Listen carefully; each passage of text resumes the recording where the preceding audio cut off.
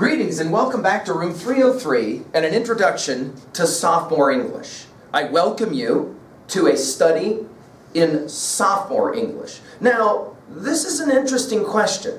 Of the 4 years of high school, which one's the most important?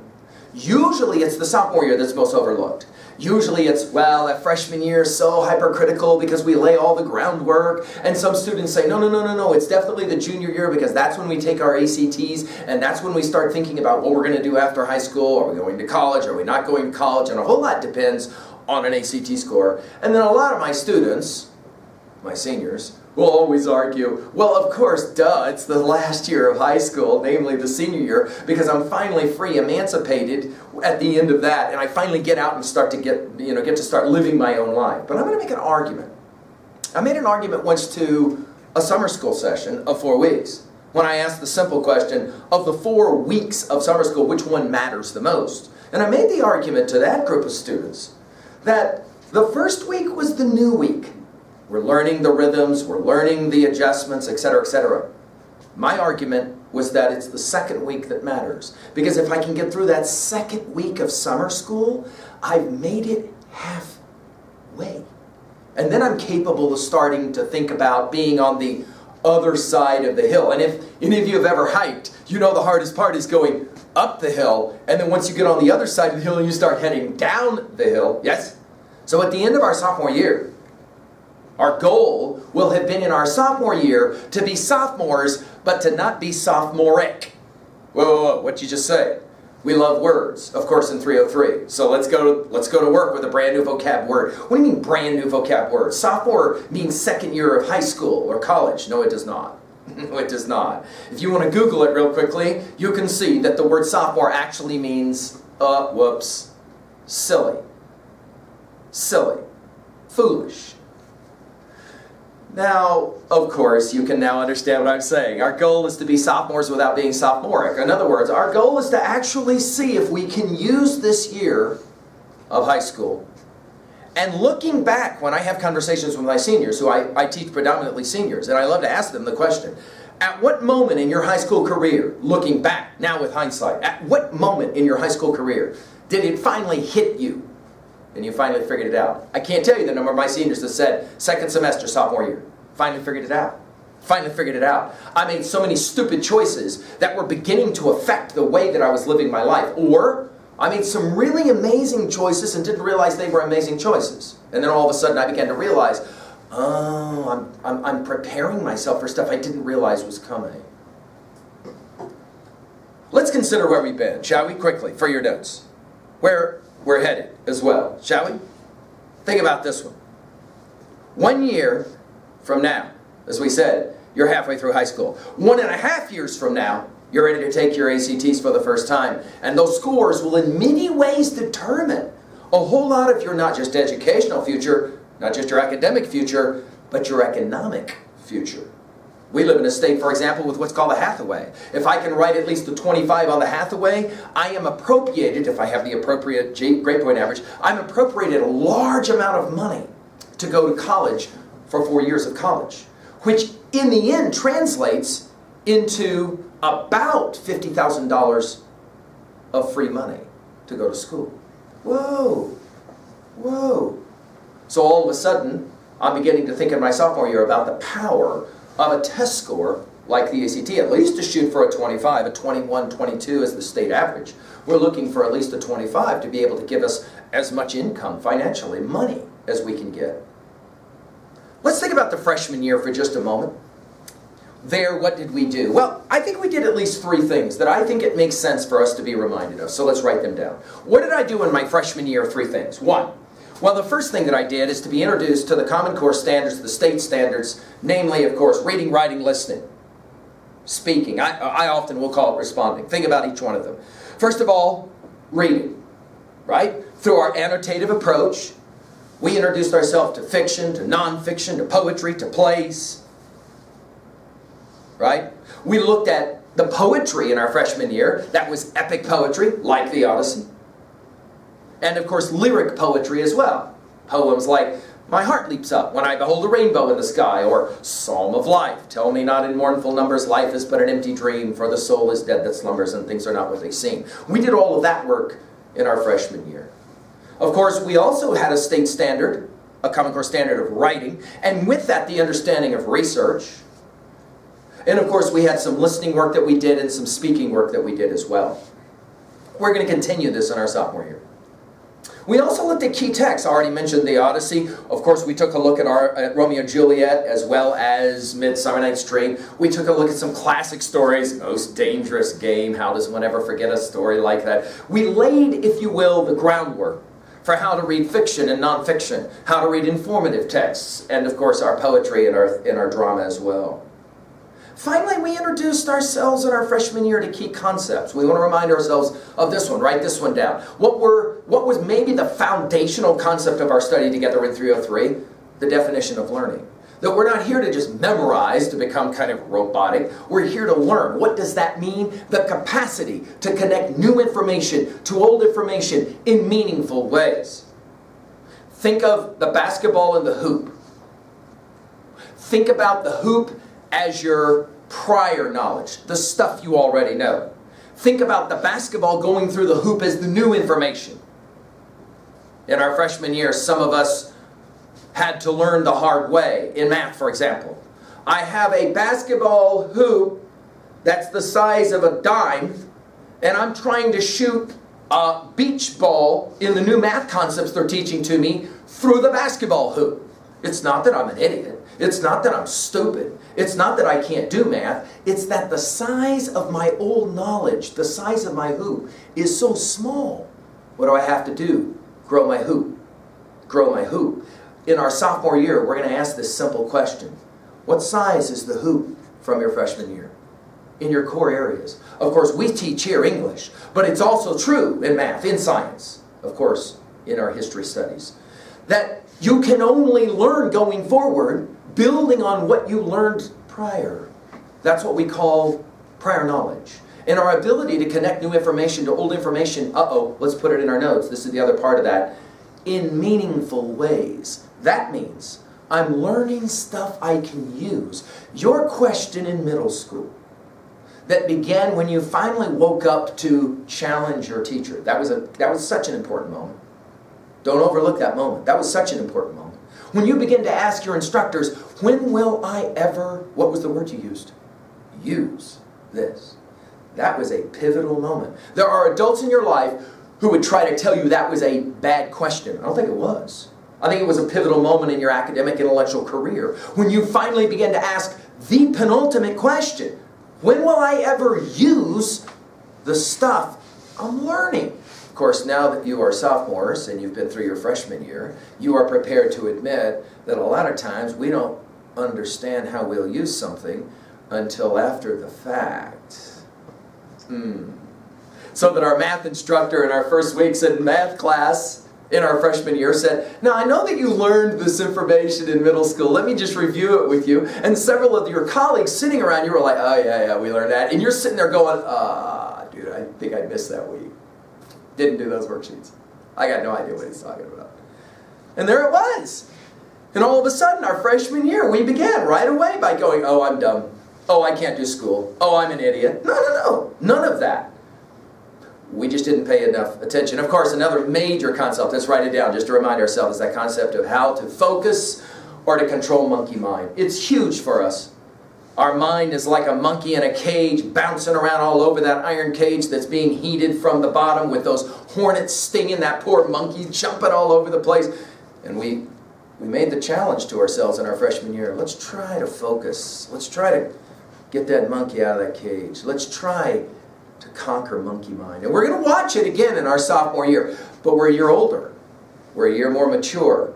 We've gone through some challenges that have taught us the value of focus and concentration. Dare I say it, in a year and a half when you're juniors in your second semester and you take the ACT test, it is a 3-hour reading test.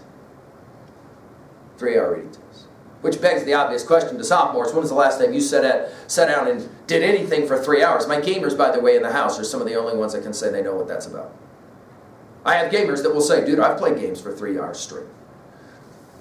Theoretically, they ought to be some of our best test takers. Why? Because for 3 hours they know how to conquer monkey mind. Now all they got to do is just shift the attitude and recognize taking an ACT is no different from gaming.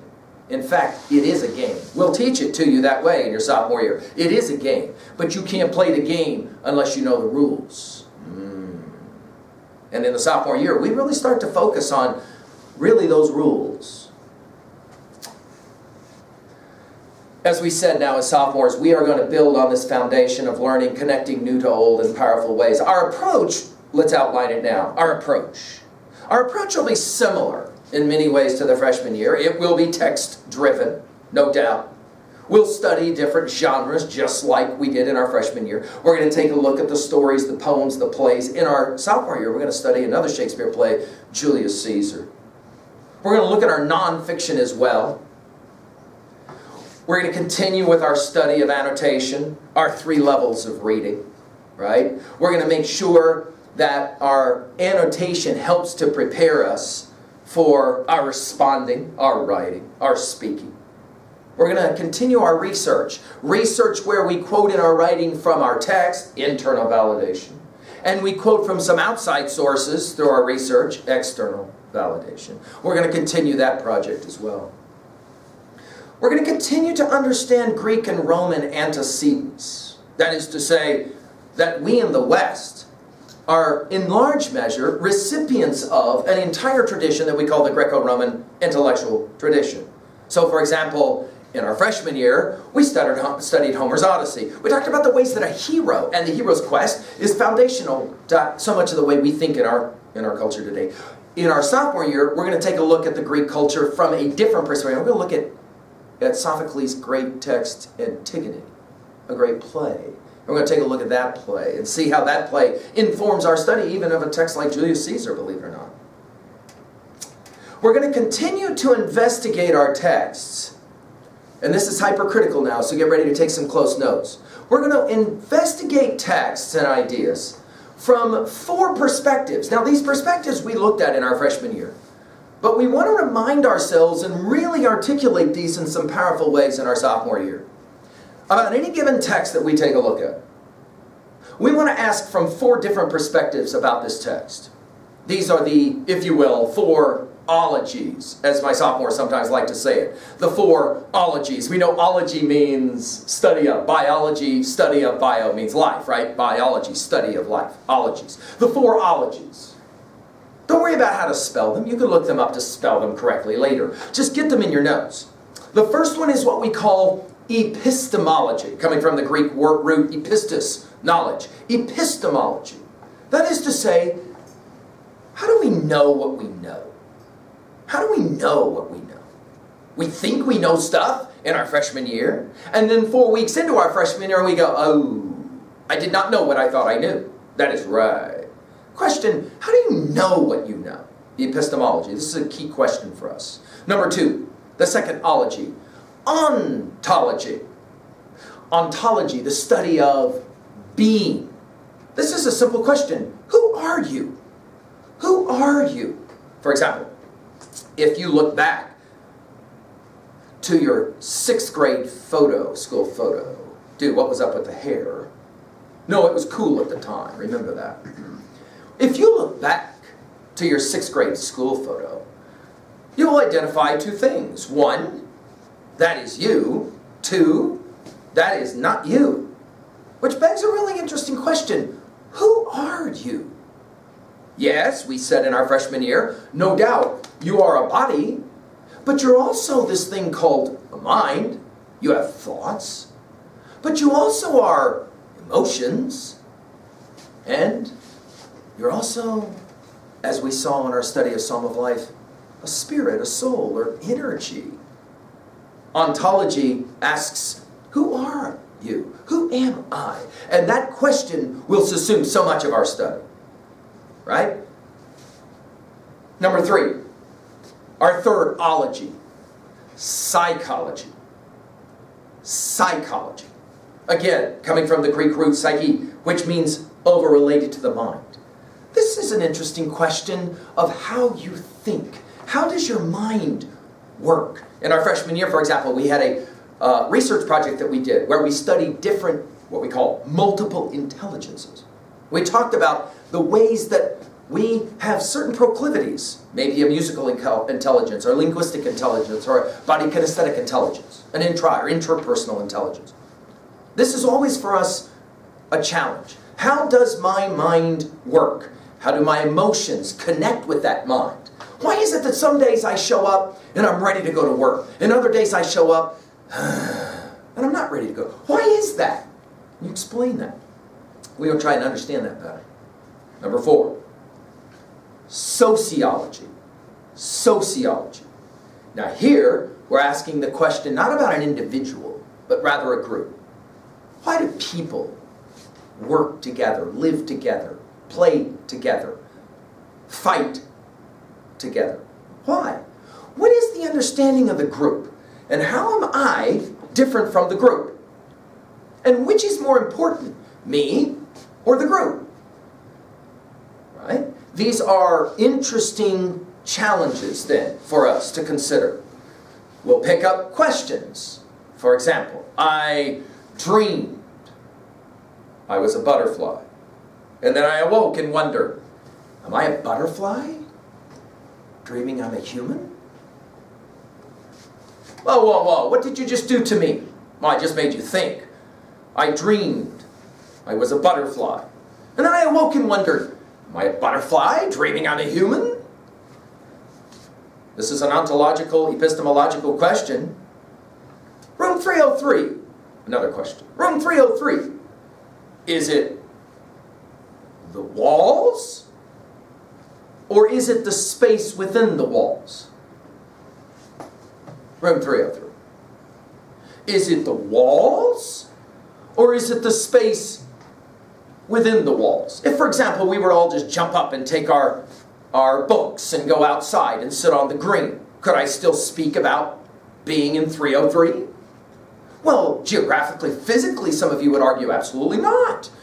And yet somehow it seems to be the case that 303 may be more a state of mind than it is a physical presence.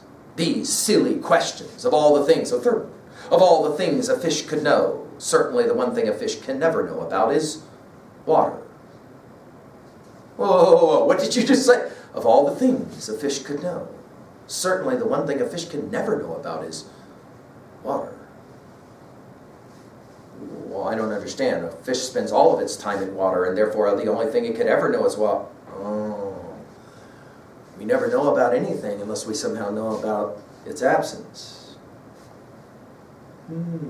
These are all questions, right, that will continue in that tradition that we, of course, talked about in our freshman year, the Socratic tradition, coming from the great teacher Socrates, who loved to ask those important questions, and you'll recall that he made that famous statement right before they killed him: the unexamined life is not worth living. What's the point of living if you don't examine your life? What's the possibility that you get to the end of your life and go, oh, dude, I totally wasted my entire life. What was the point? What was the meaning? As T.S. Eliot will say in Four Quartets, a text we'll study in your senior year, we had the experience but lost the meaning. We're going to hope, that is to say, that we're not sophomoric in our sophomore year. We're going to try and embrace some of these questions. Let's talk about some of the assumptions quickly for your notes to finish now. Some of the assumptions. We've already said, of course, that we're going to argue, because we're going to make the argument in your senior year, that what you decided to do with your time in your sophomore year was huge. For those of you who loathe high school, think of it this way. In just a few more days, we will be halfway through the experience of high school. Right? Okay? So for those of you who are light at the end of the tunnel types, for those of you who are trying to get onto to the top of the hill so you can get on the down side of the hill and get going, this is the year for you. This is an important year for you. But there's other assumptions as well. I am assuming that you have quickly watched and reviewed the 4 Intro to 303 lectures on LearnStrong.net. If you haven't watched those lectures, those are important lectures, because the concepts introduced there for your freshman study have to be reviewed again in your sophomore year. Especially those first 3 parts of the master schedule. Part 1, our understanding of taking our course outline, listed right there, by the way, always on LearnStrong.net. The course outline, put into a day planner. So that way we know what the assignments are, part 1 of the deadline. Part 2, those headings of reading, writing, and activities, or other kinds of activities, the exams or whatever. So that we have a sense of how many actual deadlines there are quarter by quarter. And then the third one, and maybe the most important, are your goals in the 3 areas of reading, writing, and organization. It's a fair question to ask as a sophomore. Okay, I did this thing called my freshman year. I learned the rhythms of high school. I figured it all out. But now, what do I have to do to grow in the 3 areas of reading and in writing and in organization?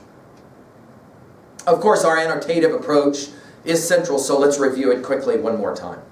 Our idea is to ask 3 guiding questions about any text. What does the text say? Level 1. What does the text mean? Level 2. How can I relate to this text in some way? Level 3. Remember, our 3rd level is where the real learning takes place. Reminding you as well, at level 1, what does the text say? Summarizing. At level 2, what does the text mean? We subdivide. 2A, themes, messages. 2B, that's our rhetorical study. R-H-E-T-O-R-I-C-A-L. Rhetorical. Not what the poet says, but how the poet says it. This is a poem of 14 lines, not 13, not 15. We call it a sonnet, but what is significant about the fact that it is a offering of 14 lines with, for example, iambic pentameter, and what does all of that mean? We pick up a text and we, for example, want to look at a fictional text, the conflicts that are involved, internal versus external, etc., etc. All of that is our rhetorical study of the text. Finally, at level 3 of our reading annotative approach, how can I relate to this kind of information? At 3A, our question is always, how can I relate this to other texts? Let's remind ourselves for our notes. In 303, we hold all text as equally sacred, right? That is to say, what you consider an important text, your pal may consider a piece of garbage. That's why it's silly to get into a debate about which is the best song.